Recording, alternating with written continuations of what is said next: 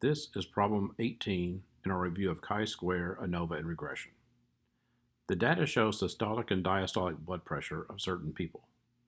Find the regression equation, letting the systolic reading be the independent variable, the x variable. And we're going to look at if one of these people has a systolic blood pressure of 130, what is the best predicted diastolic blood pressure? So I'm going to begin by opening the data in StatCrunch.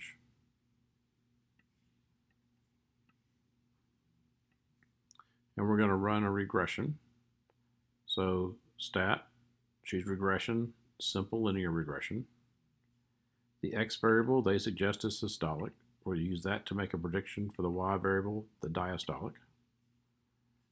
I'll press compute. So here in this table, we've got the formula, the least squares regression line. And so I will input over here, round to two decimal places as needed. We've got negative 32.42 plus, and the slope here is 0.90. And so now it asks, what is the best predicted diastolic blood pressure? Well, if this is a strong linear relationship, we would just use the least squared regression line, plug in 130 for x. That's what they're wanting us to guess.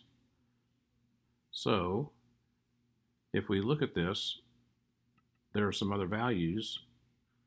The correlation coefficient R, we see here, is 0.56. So this is a fairly small correlation coefficient, especially for a small sample such as we have. So I'm going to open up the Pearson correlation coefficient table. And so here we have a sample of size 8. So I'm going to go down to n equals 8 and go across here. And so for a significance level of 0.05, we would like to have an R value that is greater than 0.707. And so in this case, we do not make that cutoff. In fact, this is more down here. We need a sample of 13, 14, or 15 in order for this correlation coefficient to indicate a strong linear relationship.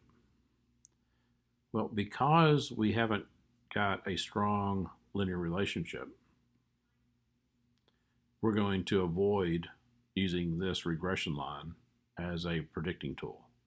What we'll do instead, since we have nothing else to go on, is just look at the diastolic blood pressures and just compute the average and use that average or the mean as the best approximation.